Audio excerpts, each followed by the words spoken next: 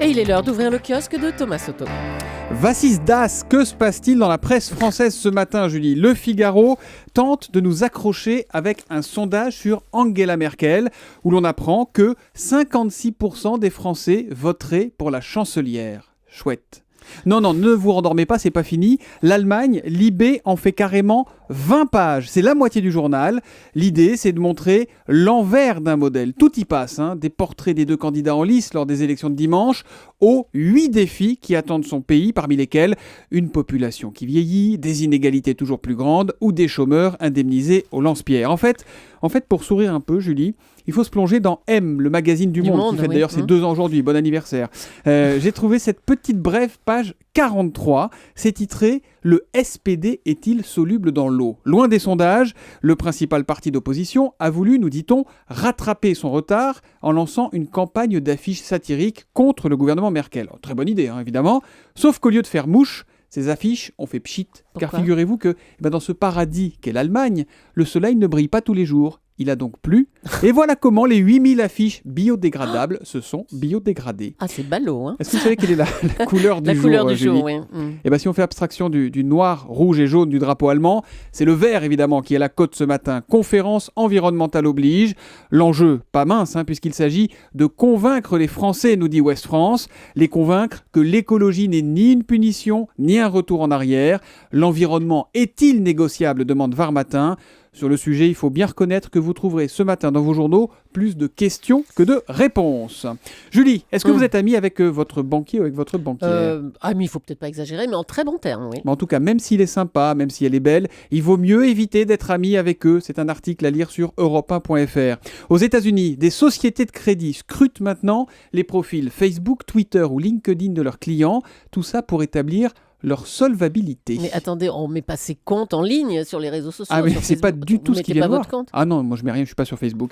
C'est pas du tout ce qu'ils viennent voir. En fait, ils veulent savoir si vous êtes populaire, si vous avez beaucoup d'amis, car paraît-il, plus vous avez d'amis, plus vous êtes solvable. Et le pire, nous dit cet article, c'est que si on est ami avec un mauvais payeur, eh bien pour certains organismes de crédit, c'est devenu carrément un critère éliminatoire. Pas douce, Julie, pas douce. Pas de souce. Pas de souce. Pas de souce. Ouais, pas de souce. Pas de populaire, c'est ça. Pas de souce. Ouais. C'est pas de souci, c'est ça. Ouais, pas de souce, c'est pas de souci. Je parle pas très bien cette langue. Mais ça, il faut aller dans Libé une fois que vous aurez avalé votre pain somme sur l'Allemagne. Allez donc sur la page 29 de Libération. Le papier s'appelle « Faut-il avoir le dernier mot ?» Et là, il y a une collection de ces nouveaux mots à la mode. Donc il y a pas de souce, il y a on l'entend déjà, il y a Gigi, il y a Dverk, il y a Chu. Ou encore selfie. Vous connaissez selfie ? Non. Selfie, ça consiste à se prendre en photo avec son téléphone et à poster l'œuvre sur les réseaux sociaux. Le pape François l'a fait il y a quelques semaines avec des fidèles. Mention spéciale enfin pour Enverdeur. L'enverdeur, c'est celui qui a installé des toilettes sèches chez lui, qui ne conçoit le cassoulet que bio. Comprendre, un enverdeur, c'est un écolo archi-zélé qu'on a envie de mettre dans sa poubelle verte du tri sélectif, nous dit Libé. Axel de Tarlet. Bonjour Thomas. Bonsoir. Il est 6h51 du matin, c'est l'heure d'aller se coucher. La une de la presse économique avec vous.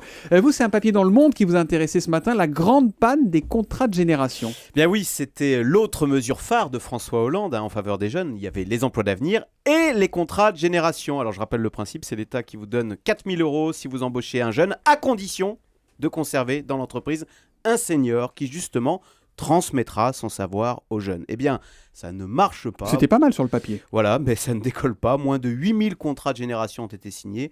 On est très loin donc de l'objectif des 75 000 contrats pour cette année. Alors, est-ce que Le Monde nous explique pourquoi ça marche pas ? Oui, d'abord, les patrons jugent cette mesure inutile. Les patrons expliquent que ils n'ont pas attendu le contrat de génération pour embaucher des jeunes. Et puis sur le fond, les patrons disent même que c'est une vision archaïque de l'industrie. Vous savez, cette idée, elle est séduisante du senior qui explique le maniement des outils aux jeunes sur son établissement. Ça s'appelle la transmission du savoir, ça existe depuis des siècles. Mais aujourd'hui, les entreprises disent qu'elles ont besoin de jeunes spécialistes d'Internet ou des nouvelles technologies. Et c'est pour ça que la formation est importante. Axel, c'est pas encore l'heure d'aller vous coucher, même s'il est très tard. On vous retrouve dans 20 minutes. Vous nous parlez de quoi ? Alors, de François Hollande qui va inaugurer cet après-midi en Bretagne une nouvelle usine de batteries Bolloré. Nous allons voir ce qu'elles ont de spécial, ces batteries Bolloré.